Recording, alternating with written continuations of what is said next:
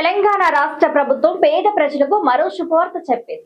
గత ప్రభుత్వ కాలంలో మంజూరైనప్పటికీ పూర్తి కాని ఇందిరమ్మ ఇళ్ల విషయంలో తాజాగా కీలక నిర్ణయం తీసుకుంది. ఉమ్మడి ఆంధ్రప్రదేశ్ సమయంలో ఇళ్ల నిర్మాణానికి అనుమతులు పొంది బేస్మెంట్ దశ వరకు మాత్రమే కట్టుకున్న లబ్ధిదారులకు మళ్లీ సాయం చేయాలని రాష్ట్ర ప్రభుత్వం నిర్ణయించింది. గతంలో ఇందిరమ్మ ఇళ్ల పథకం కింద అనేక మందికి ఇళ్ల మంజూరు జరిగింది. అయితే ప్రభుత్వాలు మారడం, నిధుల కొరత వంటి ఇలా కారణాల వల్ల చాలా చోట్ల నిర్మాణాలు మధ్యలోనే ఆగిపోయాయి. కొందరు లబ్ధిదారులు తమ సొంత డబ్బులతో బేస్మెంట్ వరకు నిర్మించారు. ఆ తర్వాత ప్రభుత్వం నుంచి ఎలాంటి సాయం అందకపోవడంతో ఇల్లు పూర్తి చేయలేకపోయారు. ఇలాంటి వారు రాష్ట్ర వ్యాప్తంగా సుమారు 9,000 మంది వరకు ఉన్నట్లు అధికారులు గుర్తించారు.